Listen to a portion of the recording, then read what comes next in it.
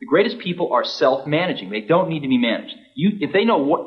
Once they know what to do, they'll go figure out how to do it, and they don't need to be managed at all. What they need is a common vision, and that's what leadership is. What leadership is having a vision, being able to articulate that so the people around you can understand it, and getting a consensus on a common vision. We wanted people that were insanely great at what they did, but we're not necessarily those seasoned professionals, but who had at the tips of their fingers and in their passion the latest understanding of where technology was and what we could do with that technology, and who wanted to bring that to lots of people. So the neatest thing that happens is when you get a core group of 10 great people, it becomes self-policing as to who they let into that group. So I consider the most important job of someone like myself is recruiting. We agonized over hiring. We had interviews. You could go back and look at some of the interviews agendas. They would start at 9 or 10 in the morning and go through dinner. A new interviewee would talk to everybody in the building at least once and maybe a couple times, and then come back for another round of interviews, and then we'd all get together and talk about it. And then before they could fill out an application. No, they never filled out. The most critical part of the interview, at least to my mind, was when we finally decided we liked them enough to show them the Macintosh prototype, and then we sat them down in front of it, and if they just kind of were bored or said, this is a nice computer, we didn't want it. We wanted their eyes to light up and them to get really excited, and then we knew they were one of us.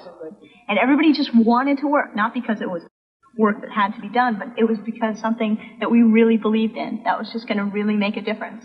And that's what kept the whole thing going. We all wanted exactly the same thing, and instead of spending our time arguing about what the computer should be, we all knew what the computer should be, and we just went and did it. We went through that stage in Apple where we went out and we thought, we're going to be a big company, let's hire professional management. We went out and hired a bunch of professional management.